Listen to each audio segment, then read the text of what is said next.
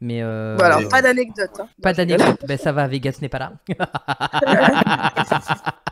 Et si jamais je voulais juste m'excuser pour mon petit retard. Non, mais tu Mais seras fouetté, t'inquiète c'est tout. pas, Hein. t'inquiète C'est pas. parce que je travaille en tant que facteur en ce moment et enfin Noël et tout, vous avez capté, charge de Ah oui. colis, charge de Oui, travail. t'inquiète Courrier, pas. espèce de feignasse. Ne t'inquiète pas. Allez, on va commencer tranquille.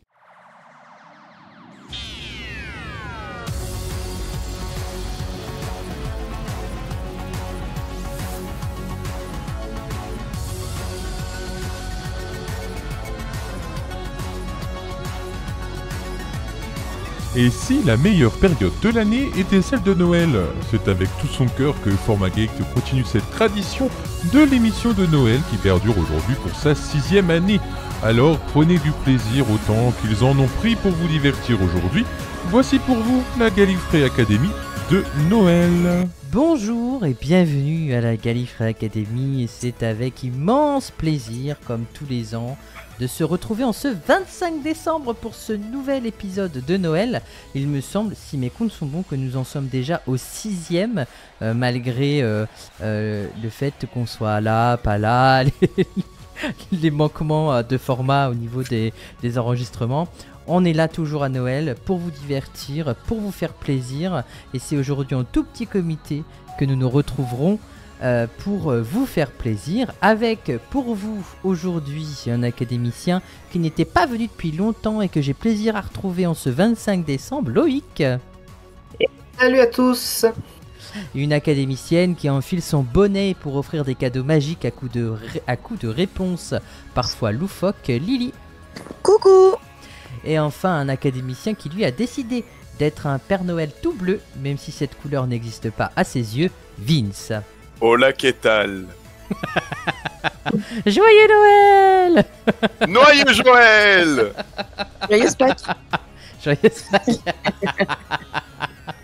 Comment ça va? Est-ce que vous avez passé de bonnes fêtes? Est-ce que vous avez bien mangé? Est-ce que vous avez bien bu? Wouh, wouh, wouh. Comme d'habitude, hein, on va mentir, mais je digère. Oui, parce que nous vous fourvoyons depuis toutes ces années. Nous enregistrons l'épisode de Noël avant Noël. Mais voilà, donc tous les ans on vous fait ouais, c'était trop bien. Alors qu'en fait, pas du tout. On sait pas ce qui s'est passé. Ça se trouve, il y a eu une indigestion. Ça se trouve, voilà. Mais vous inquiétez pas, l'année prochaine, on le fait en live. Ouais. Si on peut, ce serait génial. Si on pouvait, ce serait génial. En tout cas, ça me fait plaisir de vous retrouver pour ce petit épisode de Noël. Petit comité, on va être cosy. N'hésitez pas à allumer vos radiateurs, à filer votre plaid et à nous écouter avec toute... je sais pas comment l'exprimer, mais voilà. Ça commence bien cette émission de Noël. On va un dictionnaire format. Ah non, mais je suis en train de ramer. Comme d'habitude, des citations, des questions, et puis une petite surprise pour les académiciens qui vont avoir un petit coup de pression.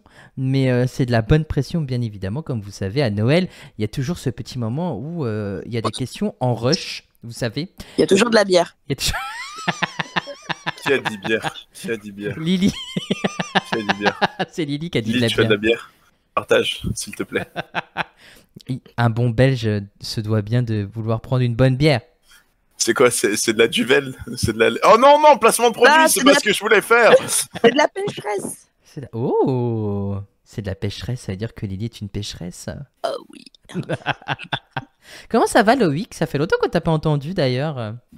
Ben ça va ma foi, écoute, ben oui, ça fait un moment que je suis pas venu, ben entre tous les arrêts et mes indisponibilités font que malheureusement, ben je suis pas revenu depuis la fin du confinement. Donc du coup ça me fait plaisir enfin de pouvoir revenir pour une émission. Ben, ça me fait plaisir aussi. Après, je vais t'avouer que nous, de notre côté, on n'a pas fait beaucoup plus d'enregistrements que ça, hein, d'accord? On est vraiment... J'ai vu. On a été vraiment... Enfin, ça a été compliqué, quoi, dans les organisations, mais on essaye de se remettre en place tout doucement, et un jour, nous reviendrons sur le devant de la scène encore plus présents, comme à l'époque. Mais là n'est pas la question, puisqu'aujourd'hui, nous allons parler principalement, et je dis bien principalement, d'épisodes de Noël et de Nouvel An sortis dans l'univers de Doctor Who. Donc bien évidemment, vous aurez compris, il va y avoir des épisodes qui traiteront de la partie Chibnall RTD et des épisodes qui traiteront de la partie... Moffat RTD et la partie Chibnall, parce que les épisodes de Nouvel An, comme il n'y a pas d'épisode de Noël sous l'ère Chibnall, il faut bien quand même parler de ces épisodes spéciaux qui sont sortis ces dernières années, parce que c'est important d'apprendre des choses et d'en parler aussi, parce que cette ère qui s'est terminée l'année dernière a quand même marqué les esprits et s'est quand même ancré avec difficulté parfois. On en parlait oui, que ce soit bien ou en mal, au final, elle aura apporté son lot de choses pour tout à chacun. Exactement. Et c'est pour ça qu'on va parler de certains épisodes spéciaux aujourd'hui aussi. Et surtout, pour ceux qui nous écoutent, donc l'épisode sort normalement, celui que vous écoutez, à 9h le 25, il doit être 9h du matin. Donc bon épisode de Noël pour ceux qui vont regarder Doctor Who à Noël ce soir. Et profitez bien.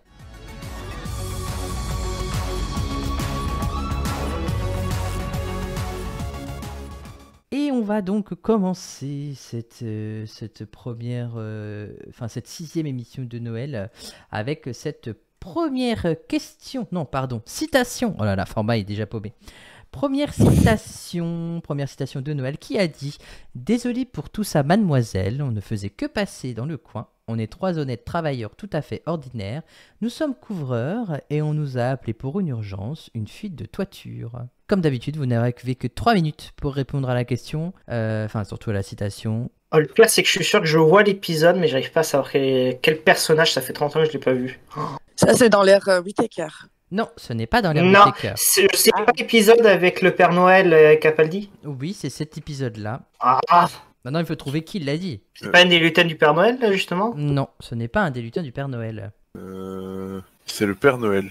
Eh bien, c'est une bonne réponse de Vince. Mais non. Waouh. J'ai un point. Quand Clara les surprend sur le toit. Voilà, exactement. C'est le Père Noël, le passage où Clara le surprend sur le toit et où le Père Noël, il essaye de se défendre en disant, en fait, j'existe pas, on est découvreurs, etc. C'est un passage qui est très très drôle. Bravo Vince, bravo. Je tiens quand même à préciser, j'ai quand même eu peur que ce ne soit pas le Père Noël parce que sinon, j'aurais eu encore plus peur.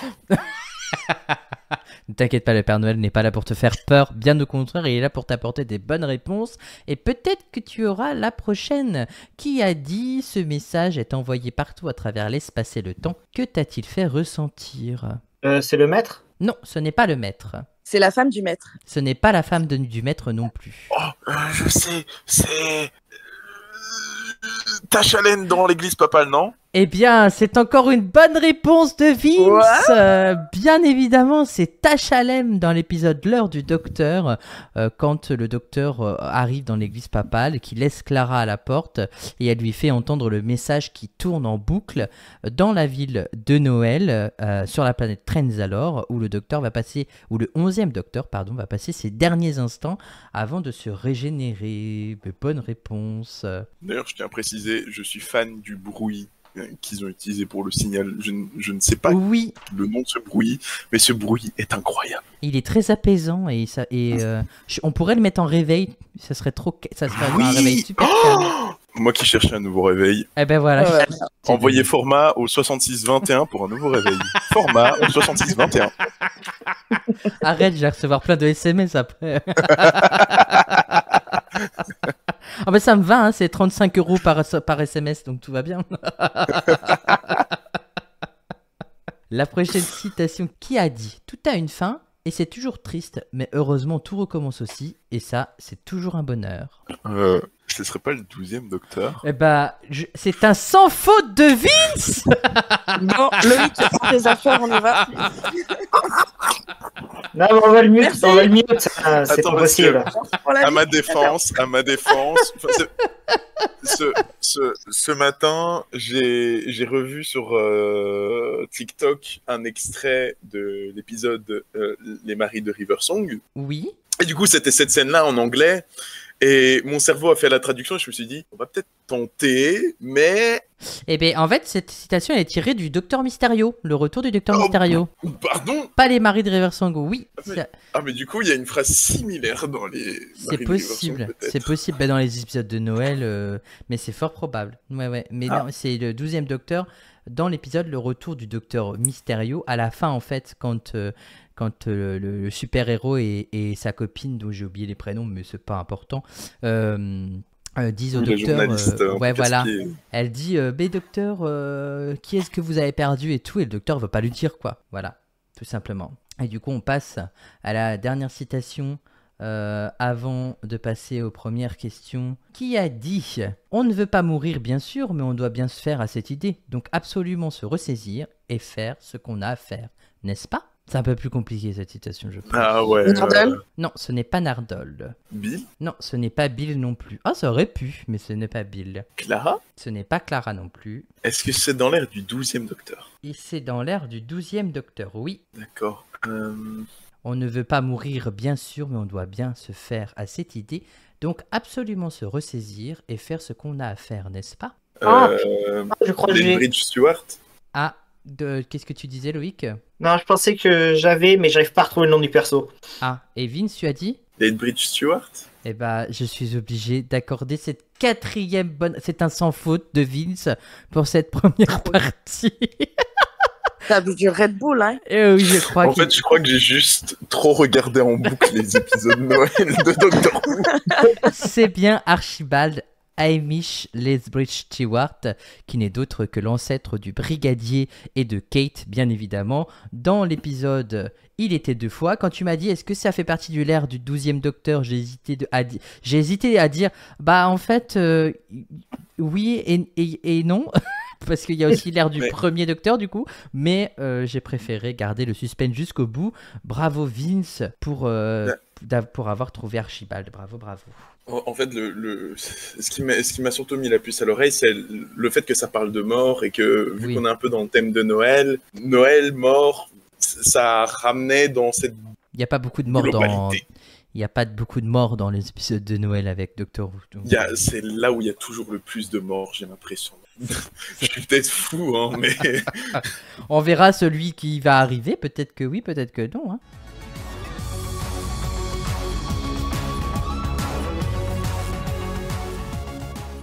Allez, on passe aux premières questions de cet épisode de Noël. On espère que Vince continuera de briller et que Lily continuera de faire acte de présence. Salut. Tu sais très bien que je t'aime et à Noël, on avoue tout, ses sentiments, tout ça. Non, mais bon, en plus, tout le monde a l'habitude. Hein. Moi, j'ai toujours 0 réponse. J'en ai ça, c'est faux. Ça, c'est faux parce que... C'est rare. Allez écouter l'épisode Noël de l'année dernière. Et Lily, elle a brillé à Noël l'année dernière. Hein. Ouais, c'est tout, quoi. Non, tu peux pas dire ça. Il y avait plusieurs autres fois où tu avais des bonnes réponses, où tu as trouvé des bonnes réponses. Hein. Ouais, c'est rare quand même, mais bon. Mais oui, mais on espère qu'aujourd'hui, tu en trouveras au moins une. Et dans tous les cas, tu en auras sans doute au moins une. Et je te l'assure. En tout cas, je l'espère pour toi. Ok. La pression que tu mets, arrête les bières. Du coup, on passe à cette première question. D'où vient Docteur... Non, t'inquiète. D'où vient Docteur Mysterio, tiré du titre de l'épisode Le retour du Docteur Mysterio? Un comics? Non, ça ne vient pas d'un comics. C'est pas une phrase que le 12e Docteur prononce à un moment? Non, ce n'est pas une phrase que le 12e Docteur prononce à un moment. Une publicité? Ce n'est pas une publicité non plus.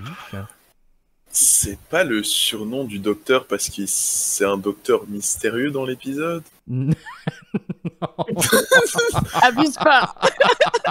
Je tente. C'est une très bonne tentative, mais non.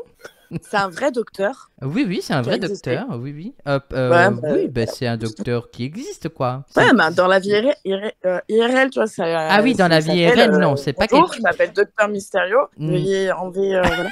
Veuillez enlever vos vêtements que je vous occulte. Je vous ausculte, pardon. Je vous occulte. Je vais vous occulter. Non, ce n'est pas le prénom d'un docteur qui existe dans la vie réelle. C'est un magicien. Ce n'est pas un magicien non plus. Quoique, on pourrait dire oui, mais non, pas du tout, pas du tout. Un catcheur. Non, ce n'est pas un catcheur. Mais c'est trop rigolo.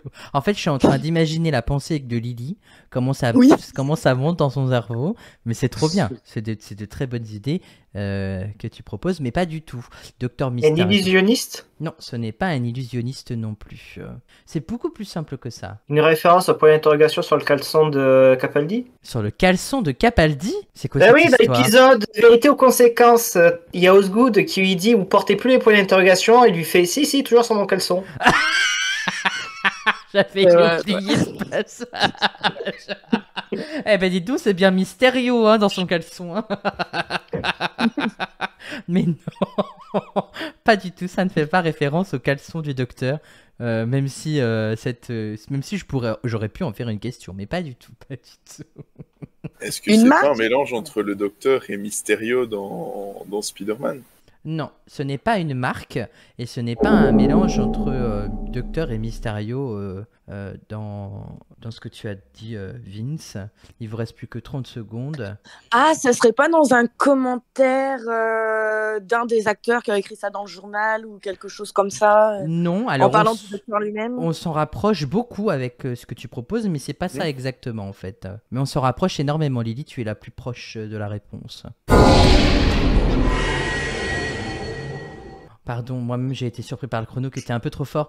Désolé, c'est la fin du chrono. En fait, tout simplement, Docteur Mysterio, c'est le nom du docteur en mexicain. Il l'appelle pas Doctor Who, il l'appelle Docteur Mysterio. Et en fait... On le savait en plus. Et en fait, Steven Moffat et Peter Capaldi sont allés rencontrer les fans mexicains pendant le Doctor Who World Tour, et Capaldi, surtout Capaldi en particulier, est tombé amoureux du nom de Docteur Mysterio, et c'est alors que Moffat a décidé de l'utiliser dans le titre d'un épisode de Doctor Who, en hommage à ce que Capaldi lui avait dit pendant ce Doctor Who World Tour. Voilà, tout simplement. Hola, ¿qué tal, Doctor Mysterio? Si. Ah, mais Docteur Mysterio. Si, los Doctor Mysterio en Navidad. Feliz Navidad. Feliz Navidad, j'avais la même rêve.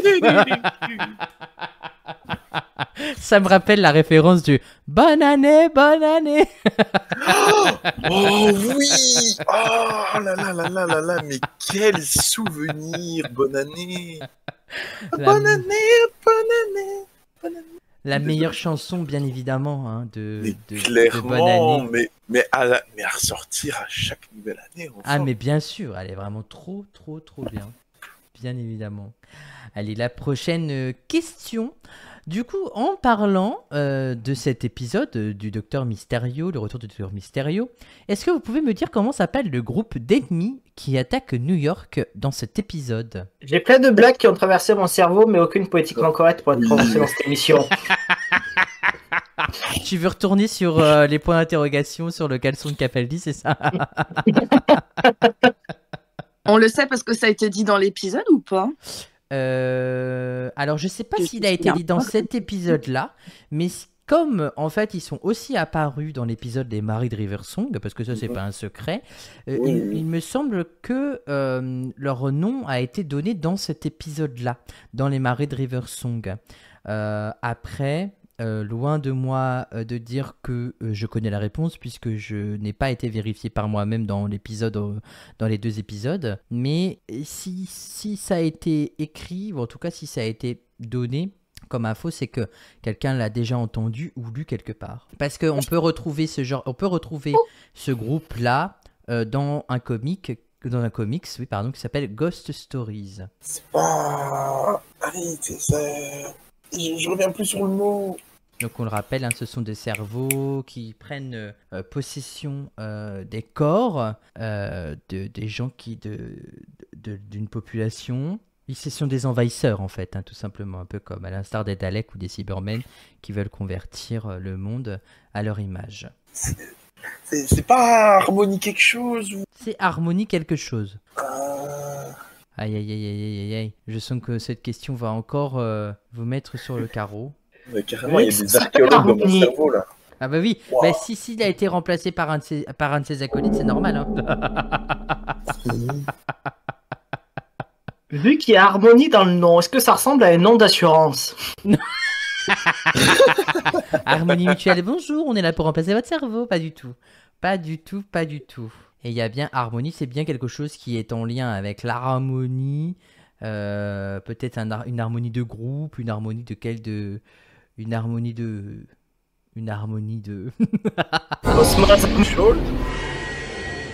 Harmonie Shawl. C'est ça que t'avais dit, Vince? Ouais, Sur je le crois que gong. c'est, enfin, oui, c'est ça, j'ai dit Shawl. Oui, mais est-ce que ce sont bien ça? Mais tu l'as dit sur le gong. Je t'accorde quand même la bonne réponse parce que c'était pas forcément facile à trouver. Bien évidemment, c'est Harmony Shawl ou le Shawl of the Winter Harmony. Le cerveau a fondu.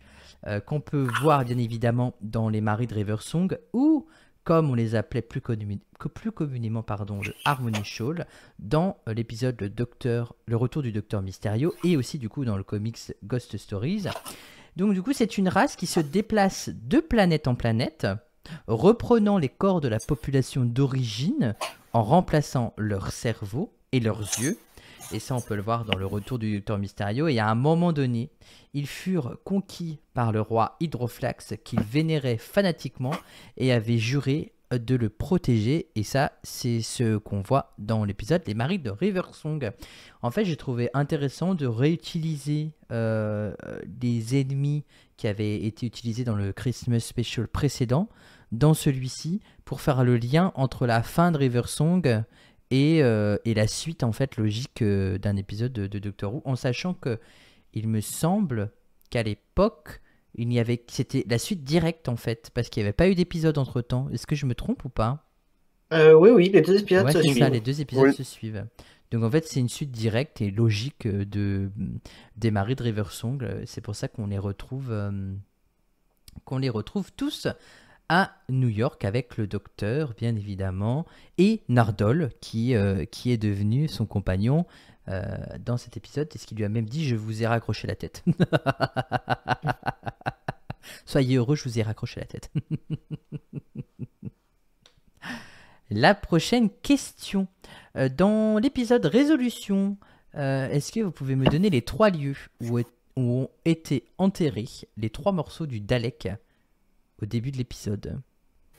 Ça peut être le pays, hein, si jamais vous avez le pays, ça me va bien. Il y a Sheffield.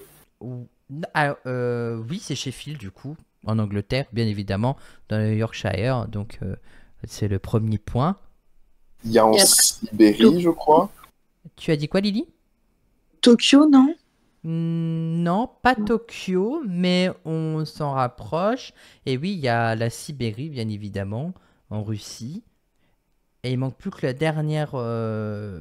dernier lieu qui se trouve...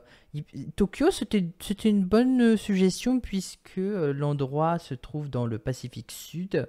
Donc on est vraiment dans l'océan Pacifique. Donc on est sur le bon endroit géographiquement parlant, sauf qu'on n'est pas dans le nord du Pacifique, on est bien dans le sud. Non, ce n'est pas La Hawaï. Nouvelle-Zélande ou l'Australie? Non, ce n'est pas la Nouvelle-Zélande ni l'Australie. Pacifique Sud, c'est ça, hein? Oui, mais Hawaï, c'est en Atlantique, non?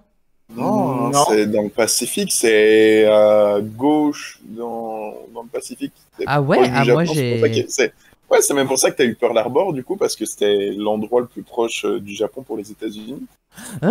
Alors, moi, j'ai toujours tout placé dans l'Atlantique.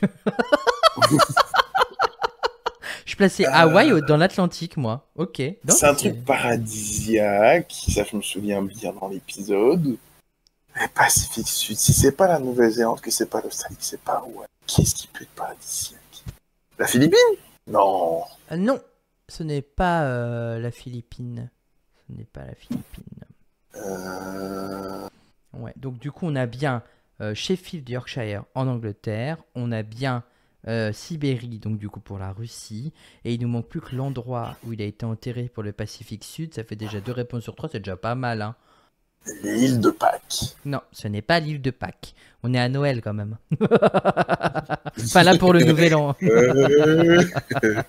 D'ailleurs, un épisode sur l'île de Pâques, ce serait super intéressant. Oh, il vous reste 30 secondes avant de trouver la réponse. Juste pour le fun, la Jamaïque? Non, ce n'est pas la Jamaïque non plus. C'est pas en Atlantique, là, Jamaïque? Juste pour le fun. Je suis nul en géo, tais-toi. Non, mais il me semblait bien que c'était un pays asiatique, non? C'était pas... L'Indonésie, à ce moment-là, il reste l'Indonésie. Non, ce n'est Ouais, pas l'Indonésie. Vietnam. Non! Taïwan. Non. Désolé, non, ce n'est pas Made in. Je vais vous dire Thaïlande, exactement, non. c'était l'île d'Anuta ou d'Anuta. Et je vais vous dire l'île d'Anuta. Anuta. C'est une archipel de Santa Cruz et elle fait partie de la civilisation de Lapita et se situe dans la province de Tonandu des Salomon. Et ça se trouve, en fait, c'est une petite île qui se trouve dans le sud du Pacifique, en fait, tout simplement. Et c'est vraiment une toute petite île qui rappelle un endroit très très très paradisiaque, en fait. Voilà. Et elle fait partie des îles où il y a Tikopia, Anuta, c'est des îles isolées de l'océan Pacifique. Voilà, tout simplement. Ben, je n'aurais jamais pu mettre le mot dessus. Et bien voilà. Mais le principal, c'est qu'il y avait déjà 2 réponses sur 3, donc bravo Vince de les avoir trouvées, bien évidemment. Et pour parler de l'épisode de résolution, qui est le premier spécial du Nouvel An de Doctor Who depuis la prophétie de Noël, 2e partie en 2010. Il a été diffusé le jour de l'an 2019 et sur Terre, le jour du Nouvel An, une créature en fuite depuis longtemps commence à remuer. La créature la plus dangereuse de l'univers et elle ne reculera devant rien pour revendiquer la planète Terre. Conquis en 9376 réels, le docteur doit rassembler tous ses amis et ressources pour empêcher une nouvelle invasion. Et s'ils échouent, les Daleks enverront la Terre bien plus tôt que prévu. L'hôtel de ville de Sheffield est construit lui-même sur le site de la dépouille du 3e gardien et le site se situe dans les égouts. De quoi bien s'amuser. Mais dans les égouts, il n'y a pas le clown sale, il dit. Je suis désolé. Bah, il y a peut-être les Tortues Ninja. Ah oui, c'est vrai qu'il y a les Tortues Ninja qui habitent dedans. Après, je sais pas s'il y avait des morceaux de pizza dans l'épisode. C'est vraiment le premier épisode qui mettait en scène les Nouvel An dans la série en général, puisqu'en principe, quand les épisodes avec RTD, c'était souvent la 2e partie, la prophétie de Noël, hein, la 2e partie qui suivait l'épisode de Noël. Donc voilà. La prochaine question, c'est une question qui va, je pense, vous plaire, même si vous n'avez pas la réponse, ce n'est pas grave, puisque c'est le retour tant attendu de cette question que tout le monde adore et que tout le monde, je vais pas dire vénère, mais presque, la question musicale de l'Académie. Oui, il y a pour cet épisode une question musicale et nous allons parler d'une musique qui a été chantée par Shawan dans l'épisode Douce Nuit. Alors là, je vais vous demander comment s'appelle le groupe qui interprète Merry Xmas Everybody, chanté par Shawan dans l'épisode Douce Nuit. Attends, j'ai pas compris. Je sais pas, mais... Hein? Je crois qu'il est possédé, Loïc. Vous m'avez dit de dire Artie. Ah oui, c'est vrai. Il est Faut répéter la question. Il est possédé. Ok, je viens de capter. Oui, je Il faut répète qu'on la question. donne le nom du couple Non, qui du groupe. a chanté ça. Du groupe. Ah, du groupe. Comment s'appelle le groupe qui a interprété Merry Xmas Everybody, qui a été chanté par Shawan, le personnage dans l'épisode Douce Nuit, en mettant en scène le Père Noël, tout ça, tout ça. Vous savez, à un moment donné, quand elle est stressée, elle chante une chanson. Oui. oui. Voilà. Oui. C'est cette partie-là. Oui, elle commence à danser en faisant de la guitare en même temps. Voilà, Mais exactement. cette musique, elle est dans plein d'épisodes en plus. Pas que dans celle-ci. Hein. Pas que dans cet épisode. Ah ben voilà. Bah, c'est quand elle a son casque, là, son Walkman, oui, c'est ça, exactement. Ouais. Ah bah oui. On a déjà entendu. Alors, si je dis pas de bêtises, il me semble... Alors, on l'a entendu plusieurs fois, ça c'est sûr, mais je crois au mariage de Donna. Ouais. Ou alors avec l'épisode Linda, ou un truc comme ça, mais je sais qu'on l'a entendu plusieurs fois, ouais. Ok. Il faudrait que je fasse du coup les recherches de mon côté. Et que je vous dise ça. Ouais, je me souviens que les musiques de Noël qu'on a le plus entendues pendant les RTD avaient été faites par un seul mec, c'était Tim Phillips. Mais je sais pas si... Mais non, c'est un groupe. Non, c'est pas Tim Phillips, c'est vraiment un groupe qui l'a chanté cette chanson. Les Beatles? Non, pas les Beatles. Pas les Beatles. Il n'y avait pas un groupe qui s'appelait les Beach Boys? Oui, mais c'est mieux. Les Beach Boys, c'est à la plage. Ah non, moi j'ai dit Beach. Hein. Allez, ok. On parle d'une musique qui s'appelle Merry Xmas Everybody. Eh ben, il en faut pour tout le monde. Hein. Écoute. Alors, je vais tenter un coup un peu à la partenaire particulier, mais est-ce que le groupe ne s'appellerait pas Merry Xmas Everybody? Non, pas du tout. Et Lily, il vous reste 30 secondes, tu as entièrement raison. Cette chanson a déjà été entendue dans l'invasion de Noël, donc l'épisode avec Donna, et le mariage... Non, ou le mariage de Noël. Donc en fait, il a été entendu uniquement dans l'épisode avec le mariage de Donna, quoi. Ok. Voilà, pour l'info en plus. C'était une question encore compliquée, je m'en excuse. Mon but, c'est pas de vous piéger, c'est de vous donner des bonnes réponses. Hein. Non, format, on le sait bien, on te connaît. On voit ton jeu. Le groupe s'appelle Slade. C'est un groupe justement qui a chanté où on entend la musique dans l'épisode L'invasion de Noël. Merci Lily de cette info en plus. Et tu vois, tu as quand même eu une réponse dont tu connais la chose. Hein. La chose, hein. Simplement la chose. Hein. La musique, pardon. Désolé. Je cherche mes mots aussi. Et du coup, Douce Nuit est un épisode qui a été diffusé le jour de Noël 2014. Clara se réveille au son du Père Noël sur le toit. Après qu'elle essaie de nier son existence, elle est interrompue par le docteur qui l'amène dans son TARDIS. Et dans cet épisode, on retrouve aussi Dan Starkey qui joue le rôle de l'elfe Yann, qui dans Doctor Who a joué aussi le rôle du commandant Strax, qu'on retrouve dans le Bannister Gang, avec mon accent incroyable en anglais, en compagnie de Madame Vasra et de Jenny, et celui de la plupart des Sontariens dans la série. Et on peut aussi retrouver dans cet épisode Michael Troughton, qui n'est d'autre que le fils de Patrick Troughton, l'acteur ayant joué le deuxième Docteur, et le frère de David Troughton, qu'on retrouve dans l'épisode Midnight, un passager de trop.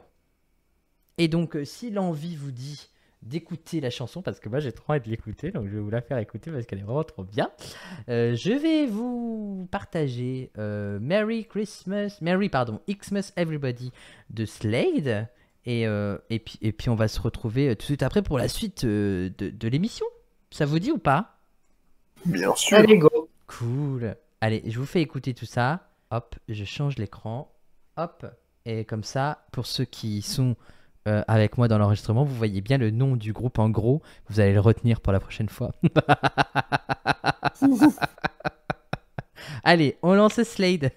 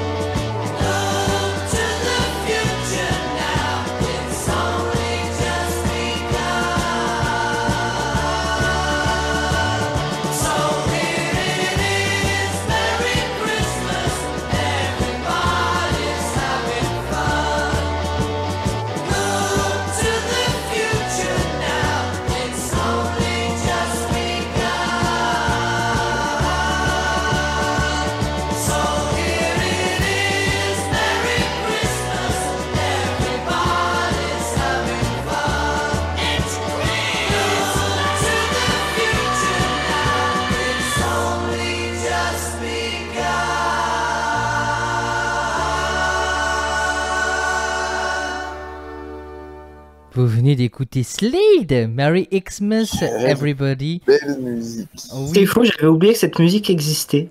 et elle est Sérieux incroyable. Et quand Ouais. tu disais, Lily, est-ce que ce sont pas les Beatles? En vrai, il y a une vraie influence, je trouve, dans la musicalité aux Beatles. Ah, je suis hein. tout à fait d'accord. Je me suis fait exactement la même réflexion. Après, au début, méditer, on dirait du Queen, et puis après, j'ai fait non, du Beatles. Ouais, ça fait très très Beatles. J'aime beaucoup.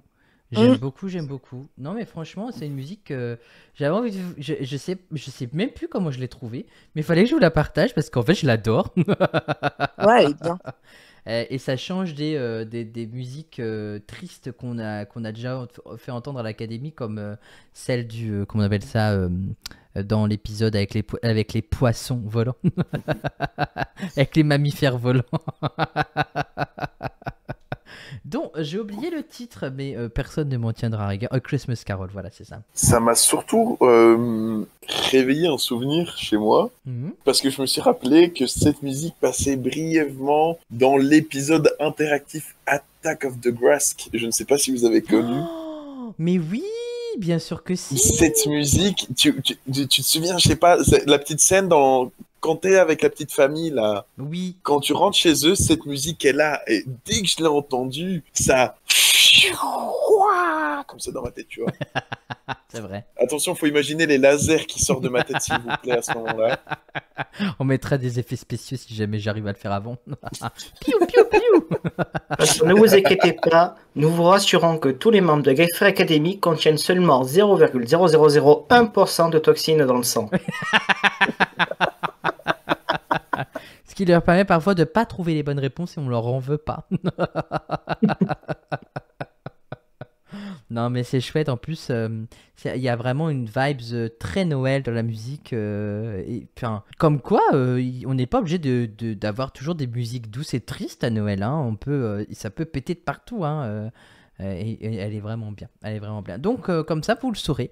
Et ceux qui nous écoutent aussi, que Slade est le groupe qui interprète Merry Xmas Everybody, puisque c'est aujourd'hui le jour de Noël, bien évidemment.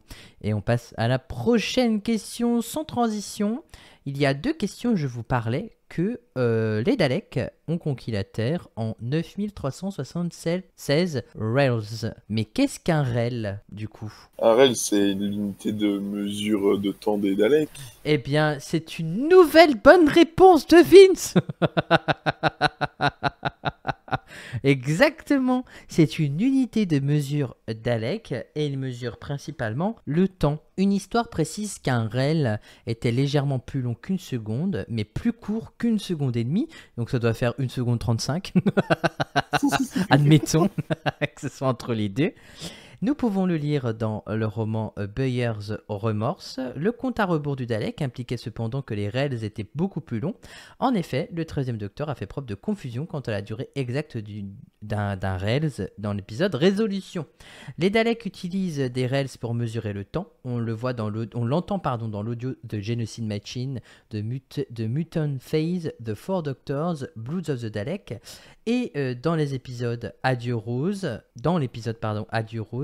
et dans le comics The Dalek Project.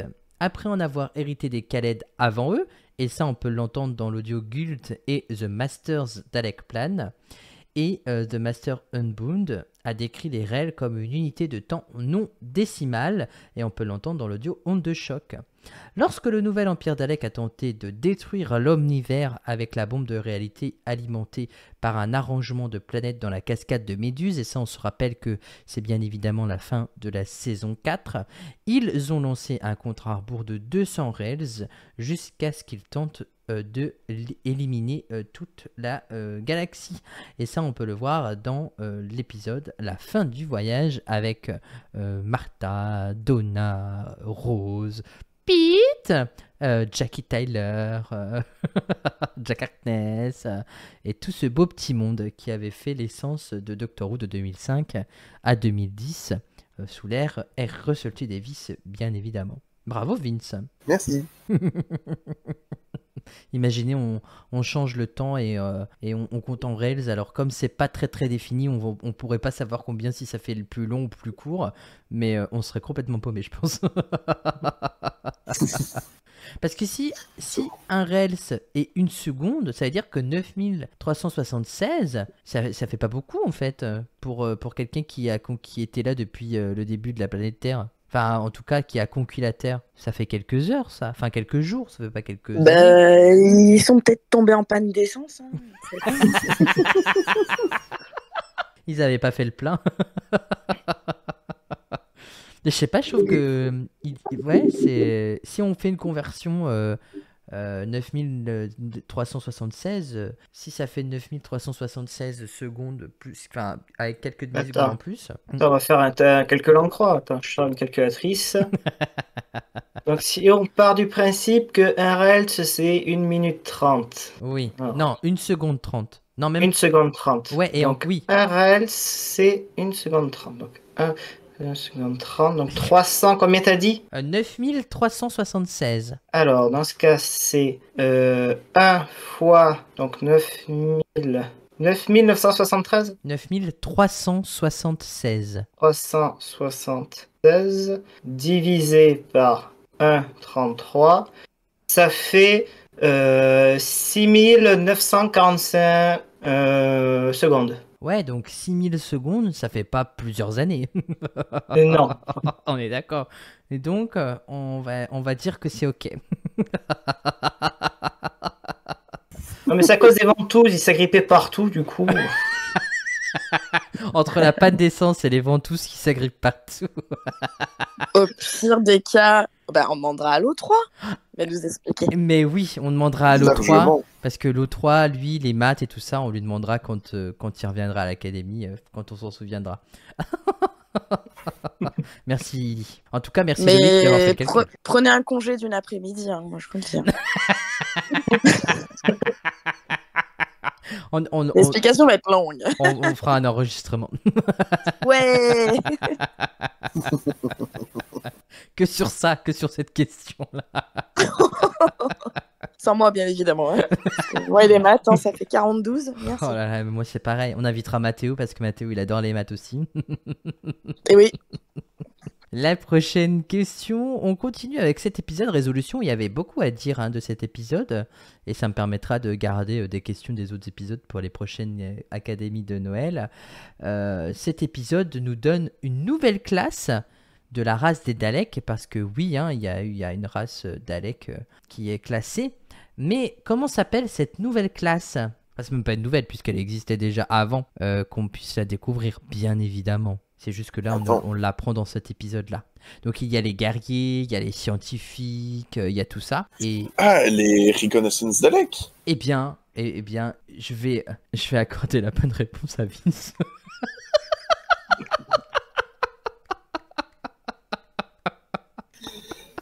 Je vais intituler l'épisode le Noël de Vince. Mais oui, ça serait trop bien. Je vais l'appeler comme ça, mais vraiment, je pense.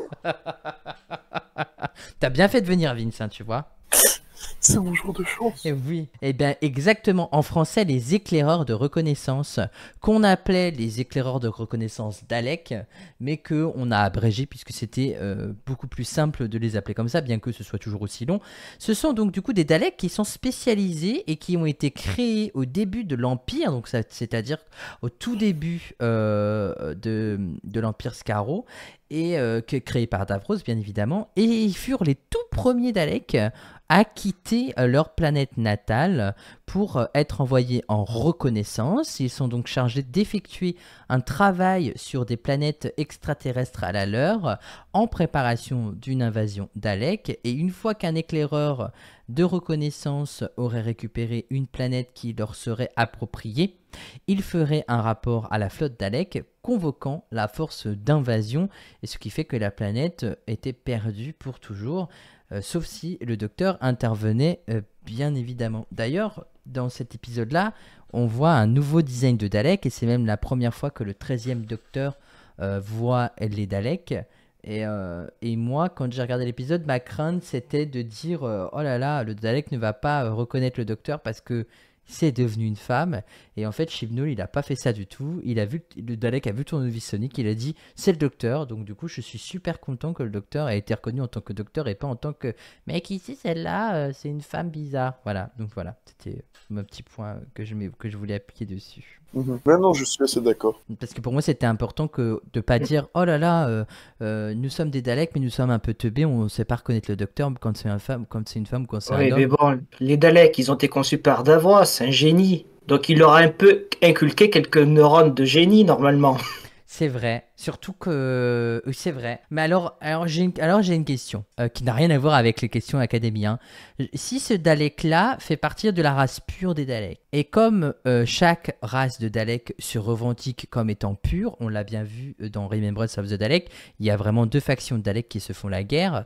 Est-ce que lorsque ce Dalek-là de résolution va appeler ses congénères, est-ce que ses congénères, quand ils vont venir conquérir la Terre, ils vont pas le tuer parce qu'il n'est pas pur comme eux? Alors là... C'est fort possible. Théoriquement, oui, hein, Ouais. vu qu'ils ne considèrent pur que ceux qui sont comme eux. Dès qu'il y a un micro de déviance, il est considéré comme impur. Ouais, ça se tient. Non, parce que c'est une question que je me posais, par exemple, quand on voyait les Daleks colorés dans l'épisode avec Matt Smith et Amy. Les Daleks colorés qui sortent tuent en fait la génération d'avant en disant qu'ils sont moins purs qu'eux. Donc c'est probable en fait. Donc le mec il est maso. Il va les appeler pour se faire tuer. Ils aiment ça. Tuer. Après, le concept même du Dalek, c'est la destruction de ce qui est pas comme soi.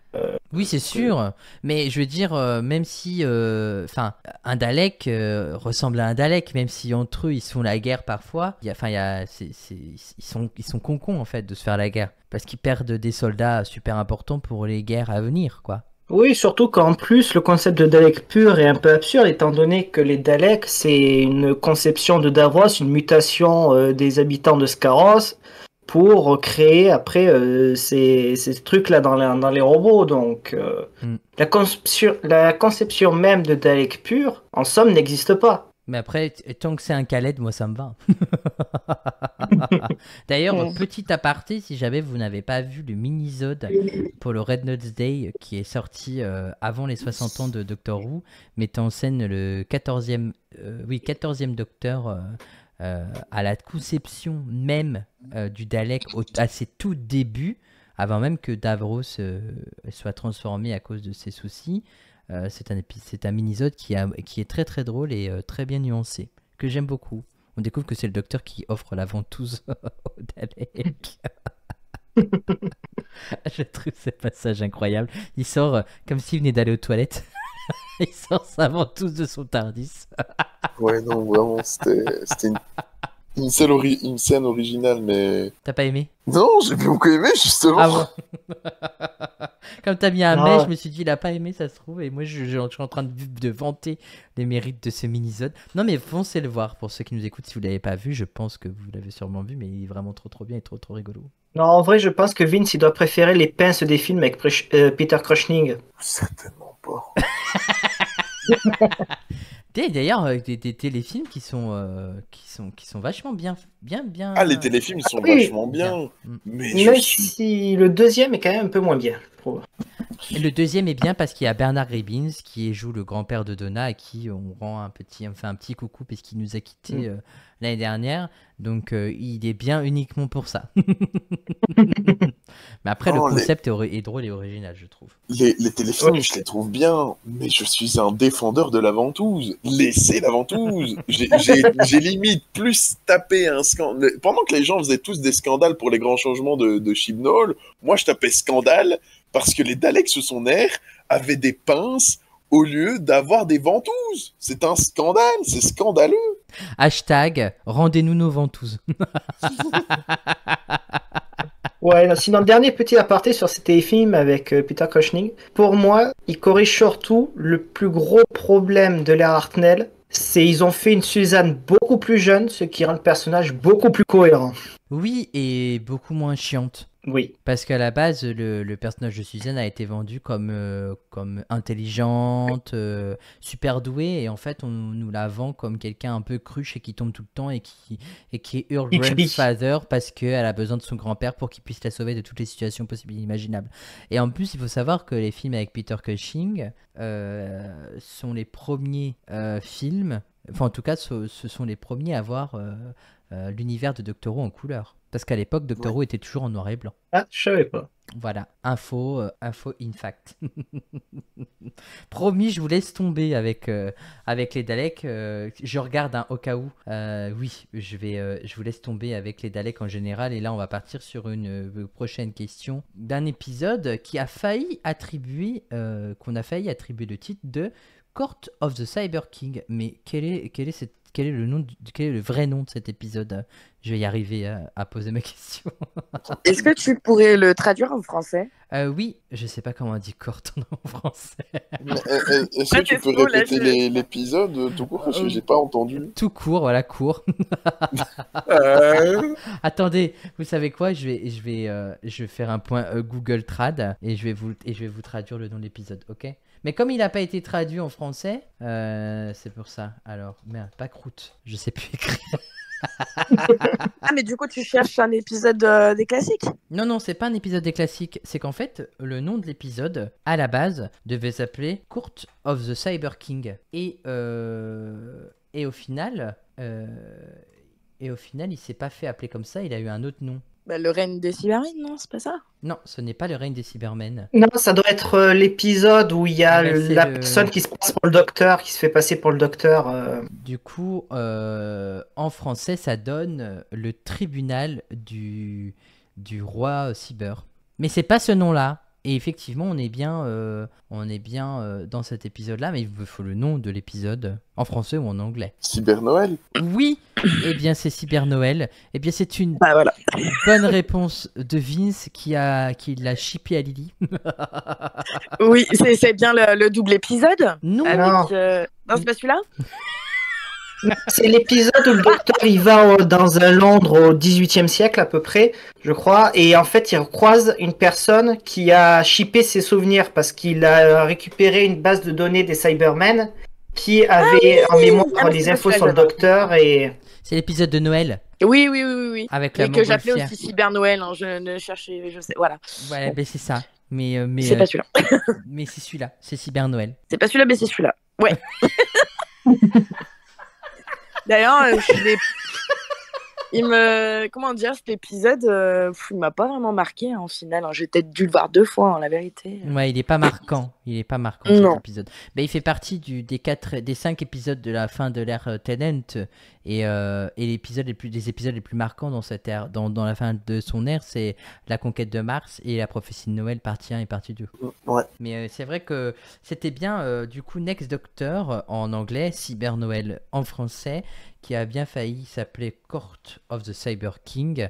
C'est le nom de l'épisode spécial de la série diffusé pour la première fois le 25 décembre 2008. Vous imaginez, ça va bientôt faire 20 ans sur la BBC. Cet épisode a vu David Tennant qui interprétait le 10e Docteur, et on voit aussi le retour des Cybermen, qui t'a parlé des Daleks bien évidemment, et il a été nommé à l'époque pour les prix Hugo en avril 2010, donc ça veut dire que ça a marqué certains esprits puisqu'il a été nominé pour recevoir un prix télévisuel.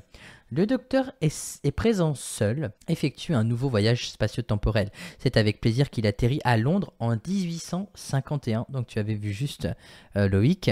Je me suis gouré des siècles, 1800 Oui. c'est 19e siècle. Voilà, tu étais quand même bien.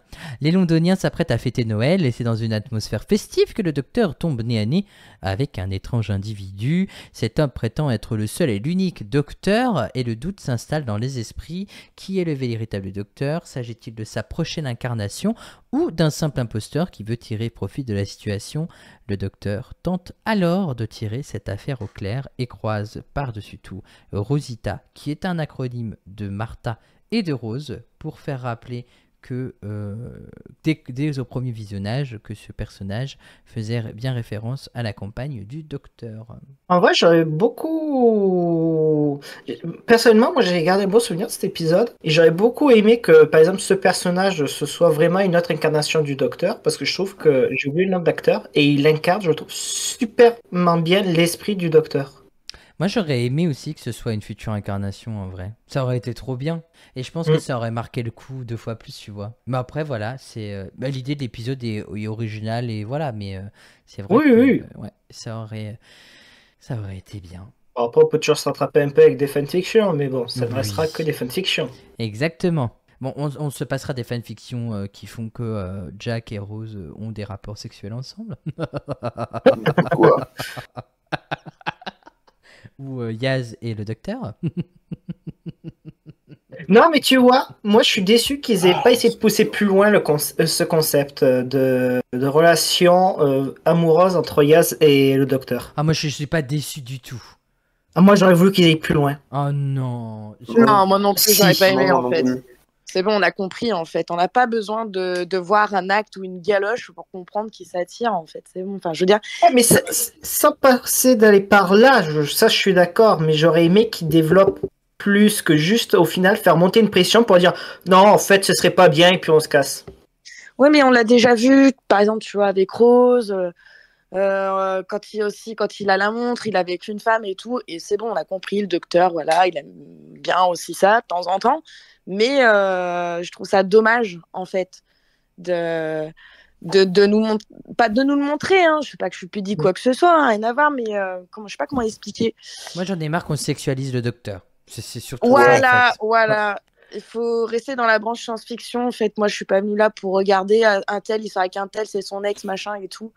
Enfin, ça m'intéresse Comme pas. j'ai dit dans Dr. Watt, autant regarder Grey's Anatomy, quoi. Il y a des docteurs et en même temps, ils font tous l'amour ensemble, alors. Mais, En fait, c'est surtout que personnellement, ça m'aurait conforté dans une théorie que j'avais déjà partagée ici, pas dans une émission, mais quand on discutait tous ensemble, qui était qu'en fait, à l'époque, le Docteur avait choisi une forme féminine en référence à ce que Bill y disait lors de leur dernière rencontre, du fait qu'elle préférait les femmes. Ouais, mais tu vois, c'est sexualiser le Docteur. oui, c'est quand même sexualiser le Docteur. En fait, je pense qu'il y a eu un peu ce truc-là parce que dans les années 90-2000, il y avait un peu cette trend d'un peu sexualiser toutes les séries. Hein, et ça, c'était dans quasiment tout ce qu'on pouvait voir. Mais et ça suivit un peu. Hein, on voit déjà que le 8e Docteur, Grace, il l'embrasse un peu, tu vois. Ensuite, dans les années 2000, bah ouais, directement, tu retrouves un Docteur qui... Rose, Jack, Martha, bon, pas Donna, mais bon, il y a quand même eu Astrid, je sais plus comment elle s'appelle dans Planète Morte. Christina de Souza. Christina de Souza. Et en fait, on a un peu, oui, cette période où il y a eu une hyper-sexualisation des séries télévisuelles, et au final, on remarque que c'est dans la même période que Doctor Who. Et je peux comprendre que ça choque un peu parce que quand tu regardes les classiques où le Docteur est entre guillemets innocent sur ce plan-là et qu'après tu le retrouves en 2005 ou de 2005 à 2006 il galochait un peu tout ce qui passait sur son chemin. Je généralise sans généraliser, mais voilà quoi, c'est un peu ma manière d'exprimer la chose quoi. Ah ouais, mais je comprends le point de vue. Hein. Mais en fait, il y en a eu trop parce que j'étais en train de penser à un truc. En compagnon, à part Donna et Bill, tous les autres ont essayé de monter le Docteur. Ah oui, ah, bien sûr que oui. Donc c'est trop picot, ouais. Faut arrêter, hein. Parce que Amy, elle l'a embrassé. Après, il y a eu River qui est devenue sa femme. Il y a Clara qui l'a idolâtrée. Il y a Rose, Martha, forcément. Mais oui, dans les New Who, ils sont très très peu. Après, je dis pas que c'est une mauvaise idée en soi que Yaz, elle idolâtre le Docteur et qu'elle ressente des choses pour elle. À ce moment-là, c'est pas dérangeant. Mais le fait, c'est de commencer à sexualiser le Docteur lui-même. Et en fait, c'est ça que j'ai aimé dans l'écriture de Chibnall, quand le Docteur dit, en fait, nous, ça va pas être possible parce que moi, je suis pas comme toi. J'ai des émotions, mais elles sont pas comme toi. Toi, t'es terrienne, donc c'est logique que t'aies des émotions de terrienne. Et en fait, je suis hyper content, encore plus aujourd'hui, que le Docteur soit Enchutigatoire, puisque, on le sait tous, il fait partie de la communauté LGBT, et qu'il ait une compagne qui soit hyper féminisée. dans ses attitudes, etc. Enfin, on n'a pas tout vu, mais en tout cas, dans ce qu'elle dégage, elle a un côté féminin très prononcé. Et donc, du coup, ça va être super intéressant de voir enfin une relation de docteur comme une relation de docteur Donna.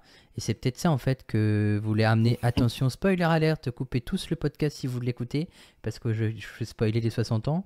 C'est peut-être pour ça que RTD a fait revenir le duo Donna 10e docteur, enfin 14e docteur dans le corps de David Tennant, pour exprimer le souhait en fait de voir des relations entre compagnes et compagnons beaucoup plus platoniques que ce qu'on nous a montré depuis 2005. Et c'est pour ça que j'ai beaucoup aimé le retour de Mel, parce que Mel, elle n'a pas idolâtré le docteur comme Rose l'a fait ou comme d'autres compagnes depuis 2005 l'ont fait. Ouais. Après, je suis sur le fond d'accord avec toi, mais j'émettrais quand même une réserve parce qu'il y a Disney dans l'équation. Et attention, spoiler alerte. Comme on voit, ils ont résolu le truc du docteur Donna. Moi, ça me fait peur. Non, faut pas avoir peur. C'est RTD. Si, parce que certes, je suis d'accord. Doctor Who a toujours été progressiste, mais genre là, j'ai vraiment vu les gros sabots de Disney. Alors que Disney, ils n'ont pas forcément la main mise. Ceux qui ont vraiment la main mise, c'est Bad Wolf Productions. C'est RTD. Ouais, Disney est là pour financer. Oui, mais vu qu'ils mettent leurs billes, forcément, ils ont un minimum de droit de regard. Ah, mais je dis pas qu'ils n'auront pas de droit de regard, mais je trouve pas que ça a été vachement influencé par Disney, personnellement. Moi, j'ai beaucoup aimé l'ambiance. Je suis d'accord. J'ai beaucoup aimé aussi, et j'ai pas remarqué spécialement qu'il y avait une connotation Disney dedans. Alors, personnellement, en fait, je l'ai ressenti dans le fait où pendant des années, on me disait, ouais, Doctor Who, c'était progressiste, et soit j'étais en mode, ah bon, parce que c'était subtil.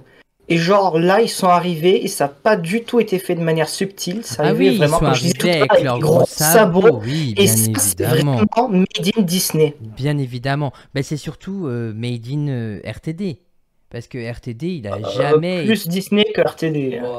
Quand RTD fait introduire le compagnon de Jack Harkness avec toutes ces allusions sexuelles qu'il a dans sa bouche, sans mauvais jeu de mots, mais même à la fin de la saison 1, on voit qu'il sort un petit flingue et les femmes robots, elles disent « Mais où est-ce que vous l'avez sorti, votre flingue ?»« Oh, bah tu veux pas le savoir, chérie. Hein. » Donc, tu vois, il y a quand même ce côté-là où où on sent que Jack est un personnage qui est hyper sexualisé. Et puis même, il séduit des robots, il va jusqu'à leur toucher les seins. Je trouve que c'est incroyable cette scène. Elle vient me revenir dans la tête.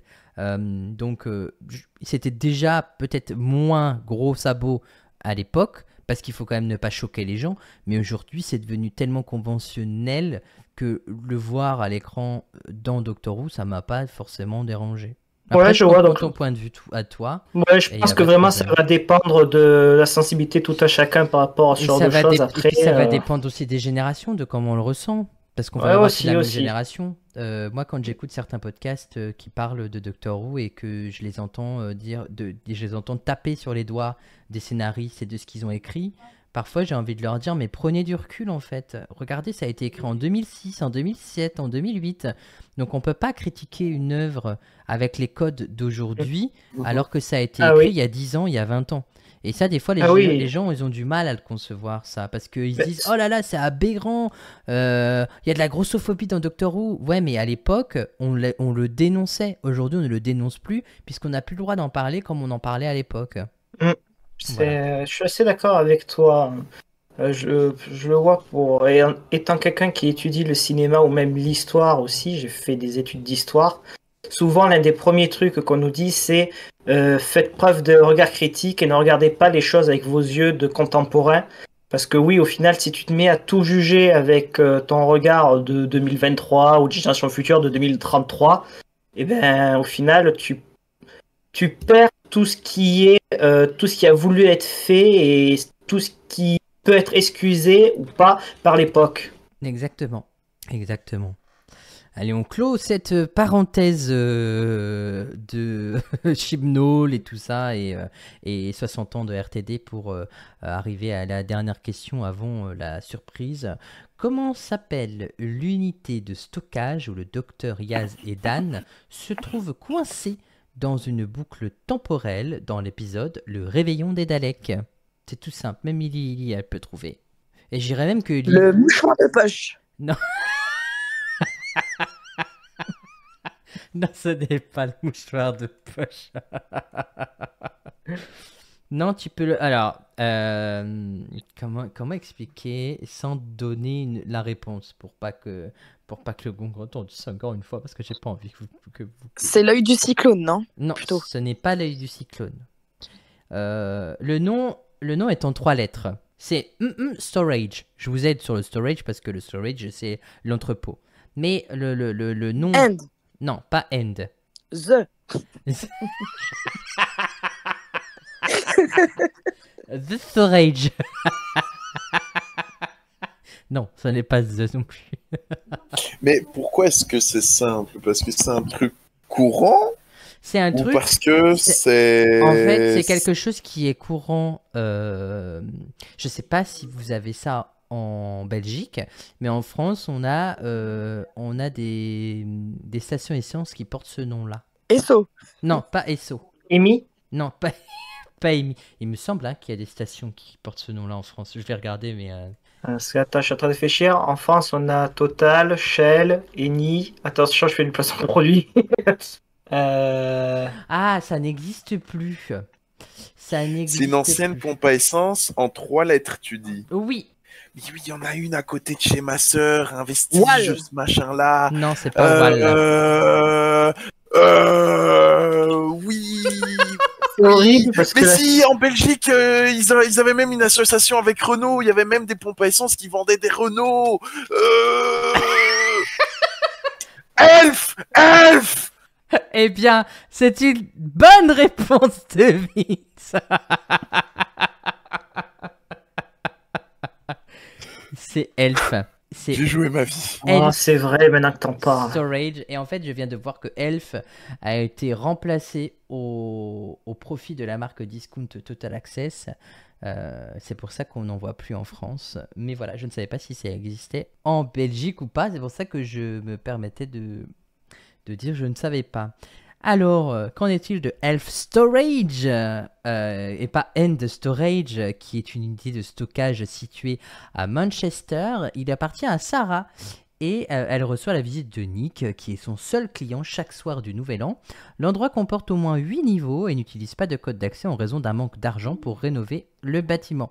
Une unité de stockage rivale est située de l'autre côté de la rue et c'est pour ça qu'elle a du mal à faire son beurre. Selon Sarah, le panneau de la façade du bâtiment indiquait à l'origine un S, donc on aurait dû l'appeler Self-Storage, mais la lettre S un jour est tombée, n'a jamais été remise. Les articles interdits de stockage dans Elf-Storage comprennent des biens volés ou illégaux, des humains, heureusement qu'on n'est pas là pour stocker des humains, des animaux, des pneus, de l'argent liquide, des plantes, de la nourriture, des voitures, des armes à feu, des munitions et des matières toxiques dangereuses et radioactives. C'est en 2017 que Sarah a hérité du bâtiment de son grand-oncle qui s'appelle Barry et elle en a fait une entreprise. Et c'est le 31 décembre 2021 que le Dr Yaz et Dan ont visité Elf Storage pour effectuer une réinitialisation automatique du TARDIS et une escouade de Daleks s'est également rendue à cet endroit pour tenter d'exterminer le docteur.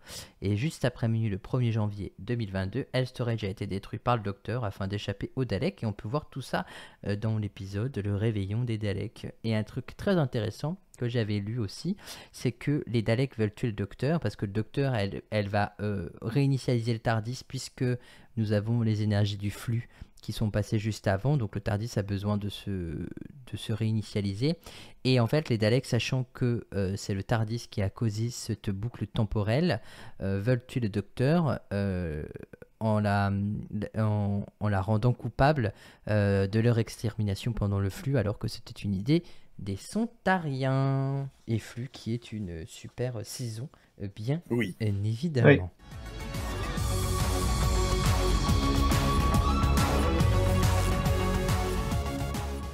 Et on va passer à la partie surprise. Surprise. Alors là, c'est une surprise et c'est une surprise de taille puisque dans le Christmas Special numéro 1, donc il y a 6 ans aujourd'hui, nous avions fait des petits groupes à l'époque où il y avait plusieurs questions où les académiciens devaient y répondre en moins de 90 secondes. Rappelez-vous, la musique qu'on mettait, c'était la musique de le grand concours que je vais remettre aujourd'hui, bien évidemment. Et alors, vous aurez le choix, chacun, de choisir une partie, un thème, pardon, je vais y arriver aujourd'hui, et à vous de répondre au maximum de questions pour définir qui sera l'académicien de Noël. Est-ce que ça vous va? Ça me va personnellement. Oui. Oui, comme ça, Oui. tout le monde pourra répondre à des questions. Vous pouvez répondre n'importe quoi. Le but, c'est de vous faire plaisir, bien évidemment. Oh, je suis trop excitée. Et on va commencer par la seule femme de l'émission aujourd'hui, et c'est Lily. Alors, tu as le choix entre la prophétie de Noël, l'invasion de Noël, le fantôme des Noëls passés, une croisière autour de la Terre ou le mariage de Noël. C'est quoi déjà le mariage de Noël? Le mariage de Noël, c'est l'épisode de Donna qui se marie. Il n'y en a aucun qui me tente. Mais bah, juste parce que Donna, vas-y, on va prendre Donna. Le mariage de Noël, c'est ça? Ouais, Ok. même si je me souviens plus vraiment, mais c'est pas Mais grave. c'est pas Go. grave. Et je rappelle que la dernière fois, c'est toi qui avez gagné avec Karine. Oui, c'est vrai. Ah, à l'époque. Première et dernière victoire. Exactement. Alors, attention, je vais lancer le chrono. Je vais baisser un peu le son, bien évidemment. Et top, c'est parti. En quelle année fut diffusé l'épisode sur la BBC? Épisode de Noël de quelle année? 2006? 2006, exact. D'où provient l'eau qui se déverse dans le laboratoire, là où il tue l'arachnos? Je sais pas. De la Tamise. Quel métier exerce Donna dans l'entreprise? Secrétaire? Oui. Que porte Donna durant tout l'épisode? Sa robe de mariée? Oui. Quel est l'épisode qui précède celui-ci? Adieu Rose? Oui. Quel est le mot que Donna accuse le docteur d'avoir inventé? Je sais plus.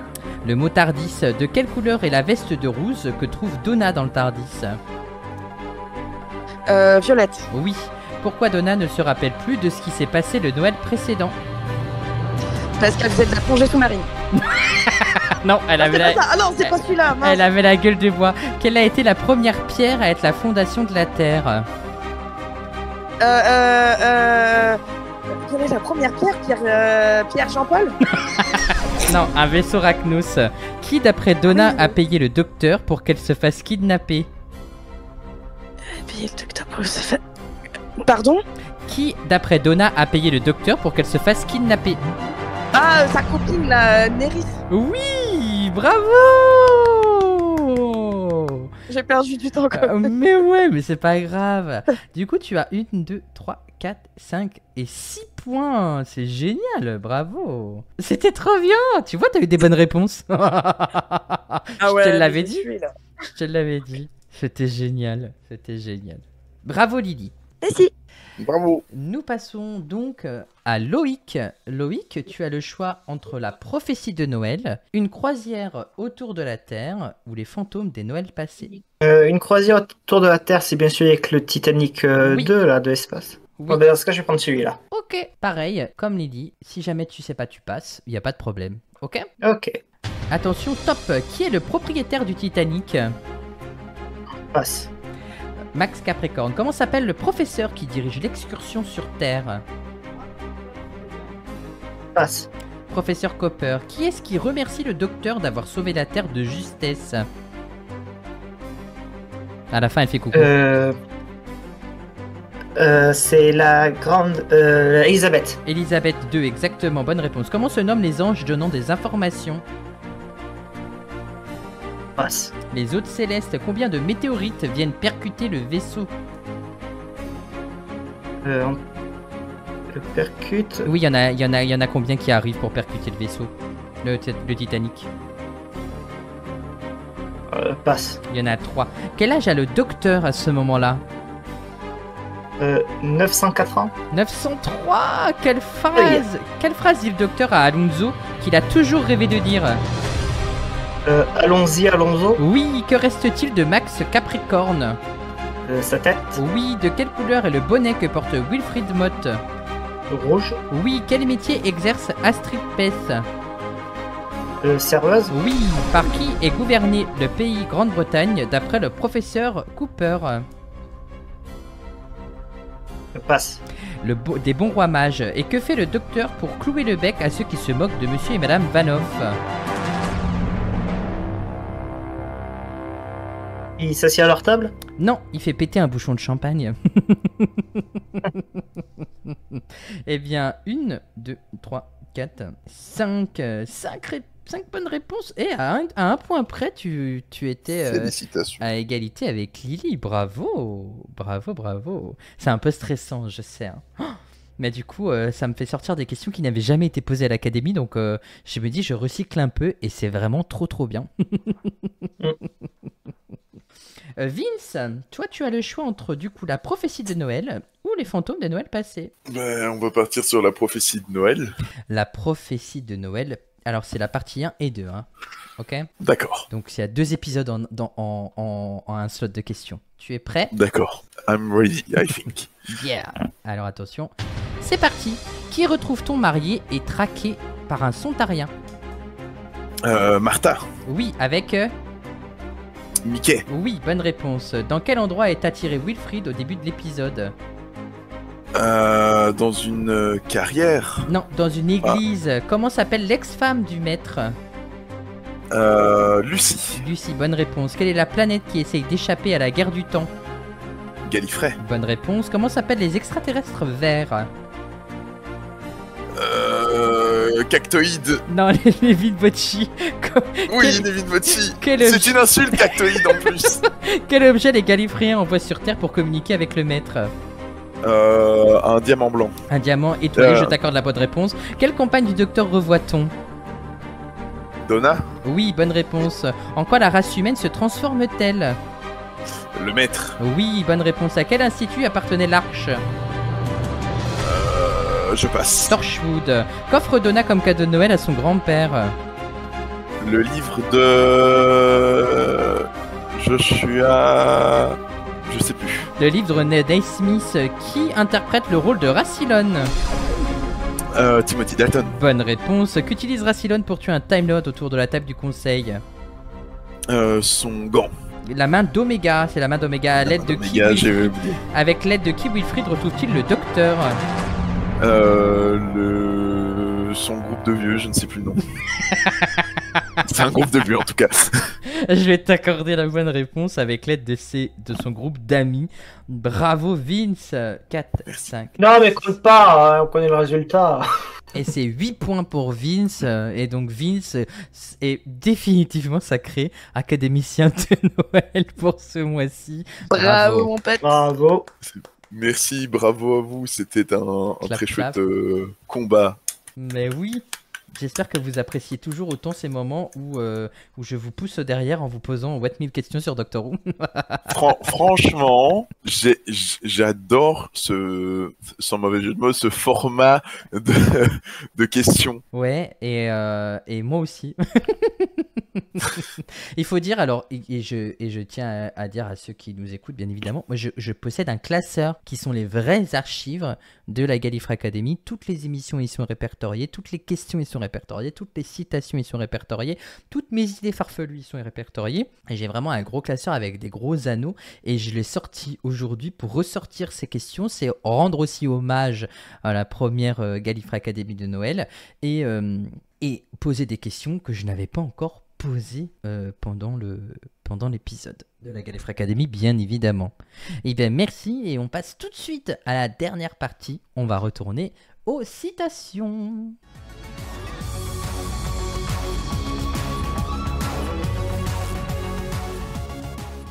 Pour terminer cet épisode de Noël à l'Académie, on va passer aux dernières citations. Attention, qui a dit « Qu'est-ce que c'est que cet endroit ? On dirait une sorte de cockpit. » Ah, on commence fort, hein. En fait, l'épisode, je vais l'appeler Gallifrey Academy de Noël, Christmas Special 6, et entre parenthèses, la Vince Academy. Qu'est-ce que c'est que cet endroit? On dirait une sorte de cockpit. C'est pas Bill parce que Bill c'est une cuisine. Ouais, c'est pas Bill parce que Bill dit « Oh, on dirait une cuisine, effectivement. » Le truc qu'il y a, c'est que je suis sûr que j'ai trouvé l'épisode, mais je vais le dire et on m'a volé la réponse 2 secondes après.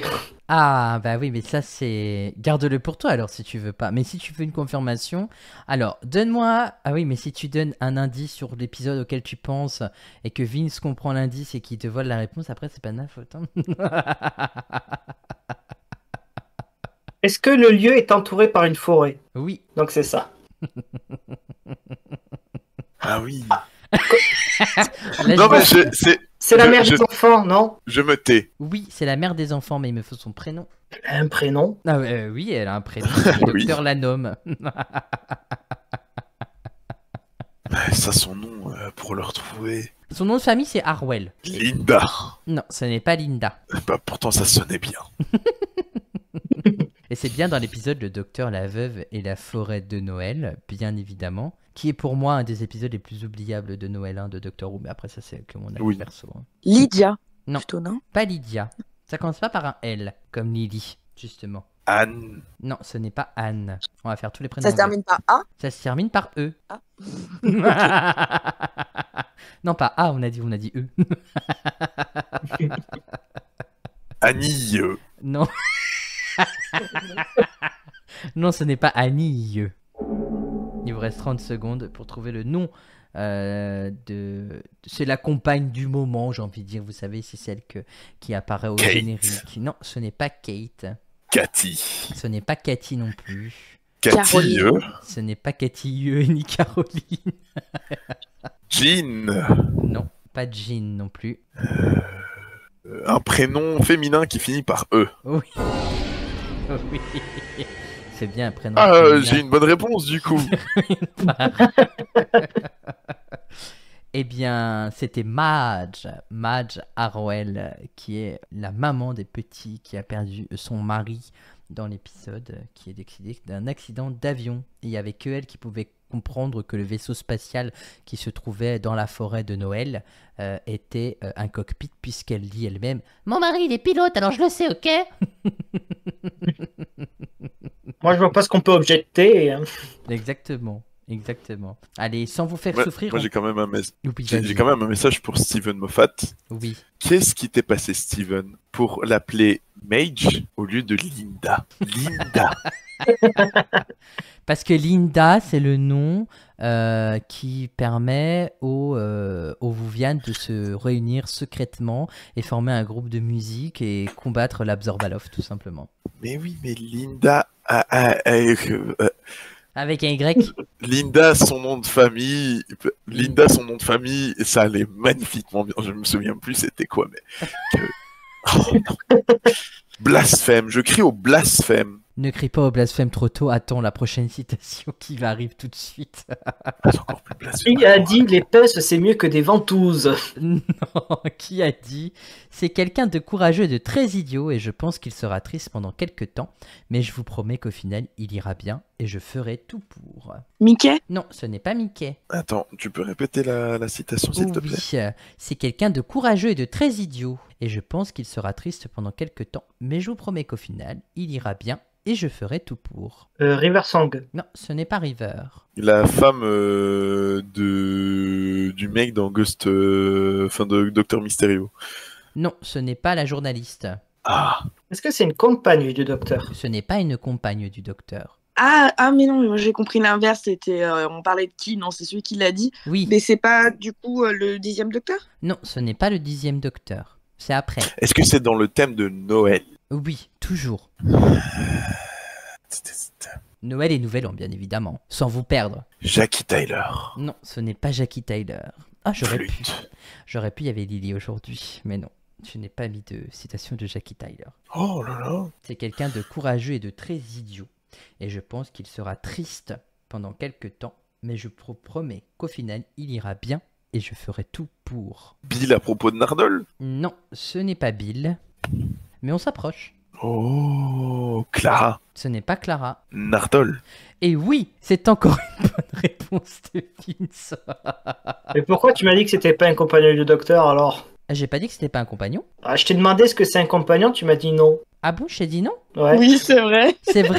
Oh, bah j'ai mal entendu la question. c'est Désolé, pas grave. c'est de ma faute. Ah, j'ai vraiment dit que c'était pas un compagnon du docteur? C'est moi qui... Je sais pas, Vince, il avait pas l'air d'avoir entendu la même question que moi parce qu'il propose Ouais. des compagnons. Ouais, c'est pour ça que ça m'a perturbé. Je voyais qu'il n'arrêtait pas de citer des compagnons. J'étais, mais pourtant, il a bien dit que c'était pas un compagnon. Est-ce que c'était vraiment à toi que j'ai répondu quand j'ai dit non? Ah, bah, il me semble qu'il y avait que moi qui avait posé une question à ce moment-là. Ah ouais, mais Ouais, ça me il parle, est oui. possible. Il est possible. Faudra voir l'arbitrage audio. Ouais, ben je réécouterai pendant le montage, je réécouterai et s'il y a, eh ben, je m'excuserai à plate. Je m'excuse d'avance. Et il me semblait que tu m'avais demandé si c'était un compagnon, une compagne, tu m'as dit. Ah, peut-être. Tu m'as dit, peut-être. est-ce que c'est une compagne? Bah non, c'est pas une compagne, c'est un Ouais, ouais, compagnon. peut-être que je l'avais formulé comme ça. C'est Peut-être. peut-être ça que. Parce que tu m'as dit, est-ce que c'est une Ouais. compagne? Bah pour moi, c'est pas une compagne puisque c'est Ouais. pas Oui, une dans ce femme. cas, oui. Oui. Tu vois ce que je veux Oui, dire? oui. Et Ouais, c'est ouais, un c'est peut-être pour compagnon. ça, ouais. Donc c'est peut-être pour ça que tu t'es emmêlé les pinceaux. Et que moi Ouais. aussi, bah, j'ai répondu il me semble que c'est plus comme ça que ça s'est passé. Après, Ouais, je peut-être. réécouterai, mais si je t'ai dit que c'était pas un compagnon, je m'en excuse. Mais effectivement, c'est bien Nardole dans le retour du docteur Mysterio. Et cette citation, elle vient tout de suite après quand le docteur dit que tout a une fin et que c'est toujours triste. Mais heureusement, tout recommence aussi. Et ça, c'est toujours un bonheur.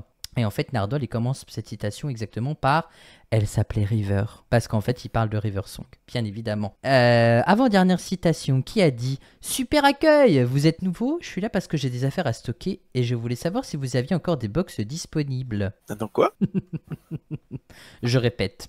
Super accueil, vous êtes nouveau? Je suis là parce que j'ai des affaires à stocker et je voulais savoir si vous aviez encore des box disponibles. Ah, du coup, c'est dans River of the Daleks, j'imagine. Oui, c'est bien dans l'épisode Le Réveillon des Daleks.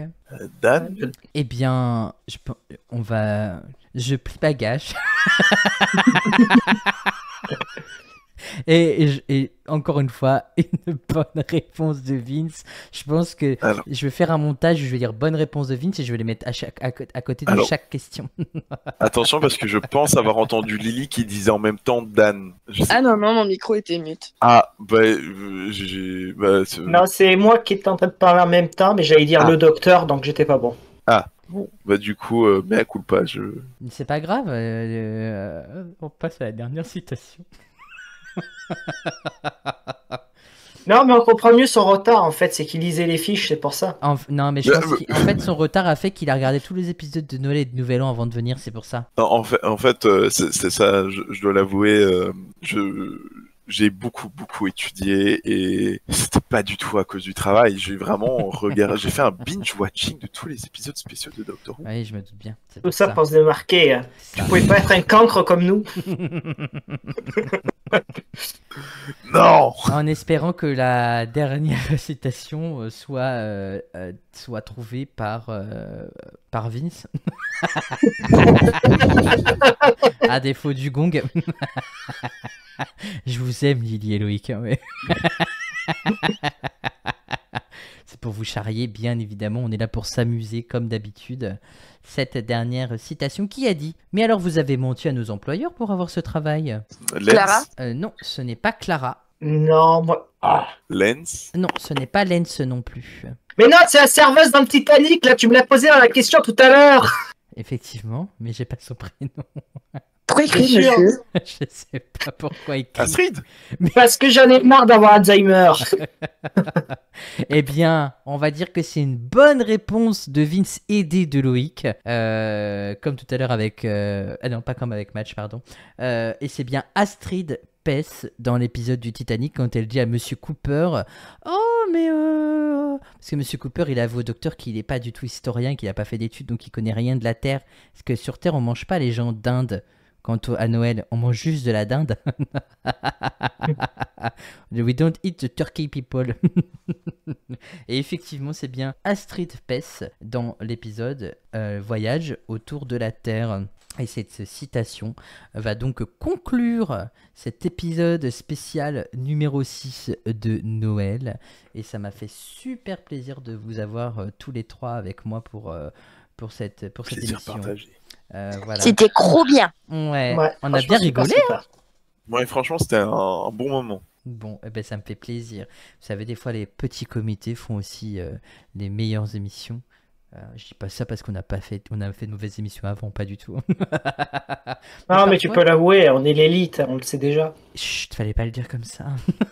De toute façon, les autres écouteront pas cet épisode, et si jamais vous écoutez cet épisode jusqu'au bout, je vous demande si vous avez envie d'écrire pistache dans les commentaires ou sur les réseaux sociaux. Au cas où vous écouteriez l'épisode jusqu'ici. En tout cas, c'était vraiment un super plaisir. Un tout dernier petit truc. Est-ce que vous avez envie de dire un petit quelque chose à propos de Noël ou de Doctor Who en général, un dernier mot avant de se quitter? Bah moi déjà j'aimerais souhaiter une bonne fête. Oh, sauvé par le gong. J'avais oublié d'enlever le chrono. Mais du coup, bah j'aimerais souhaiter tout simplement deux bonnes fêtes de fin d'année à tout le monde ici présent. Que votre année se profile bien, que ce soit personnellement, professionnellement, Seigneur Dieu, ou même au niveau de Doctor Who, on espère qu'on aura de bonnes choses à venir, et voilà quoi, je pense, bah voilà quoi, profitez de votre famille, profitez de vos moments, profitez de tout, et profitez, et allez-y à fond, quoi couper. Merci beaucoup. J'avoue que je vois pas trop quoi ajouter après cette intervention remplie d'éloquence. Donc à part renouveler de joyeuses fêtes à tous nos audio spectateurs et non téléspectateurs, vu que nous ne sommes pas à la télévision.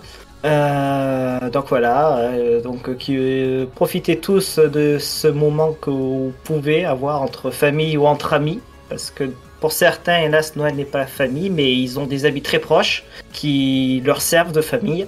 Donc, comme dans Doctor Who. Donc, vraiment, restez près du positif et comme ça, vous pourrez, normalement, je l'espère, avoir une sublime année 2024. Pareillement, passez de bonnes fêtes, profitez-en, avec modération toujours quand même, un petit peu beaucoup, c'est trop. Tu me le partages de modération un jour? Je te le présenterai. Ah oui. Avec plaisir. Que cette année vous apporte que du bonheur, des bonnes choses, des projets, tout ci, tout ça. Et puis je terminerai par concombre doré. Ok. Waouh. J'avais jamais pensé à cela. Tu viens de réveiller Vince.